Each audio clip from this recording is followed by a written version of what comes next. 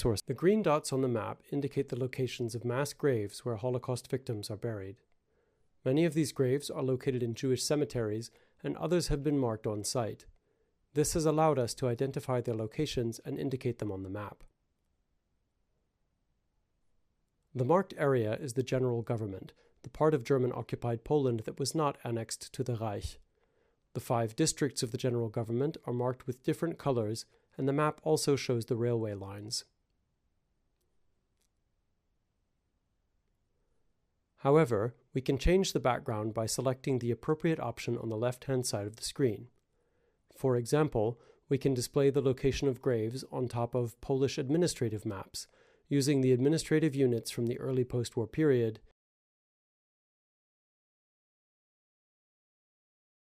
and the changed units from after the 1975 administrative reform.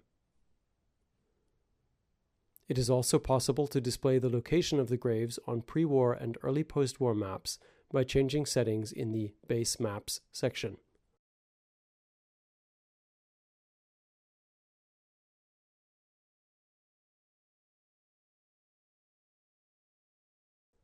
There is also an option to display individual locations with a digital elevation model in the background. Aerial photographs are also available for selected locations. In this case, we will display a photograph from Biała Niżna.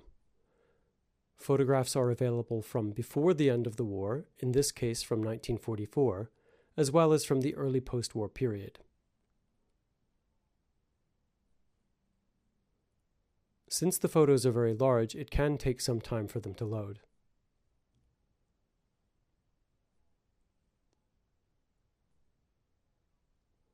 You can search for the location of graves in the upper right corner by entering the name of a place. After clicking on the green dot, information about the location is displayed, such as the date on which a mass execution took place there. In some cases, we do not know the exact date, and so a date range is given instead. We also see information about where the victims came from. In this case, they were from Jasło, and they were killed in Ważyce. In many cases, we do not know the exact number of victims, so an approximate number is given. The database also indicates whether the execution site was located in a Jewish cemetery or outside of one, and whether it is commemorated with a memorial at the site.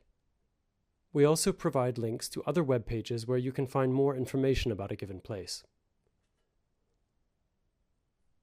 If we have additional sources that we have already analyzed and made available, you can access them by clicking on the link in the Additional Sources line.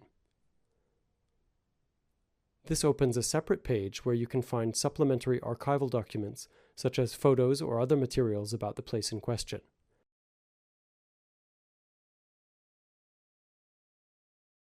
In some cases, multiple graves are recorded for the same location, so there are multiple entries and descriptions for that place. It is also possible to filter information by the date of execution, number of victims, location within or outside a Jewish cemetery, and whether there is a memorial at the site.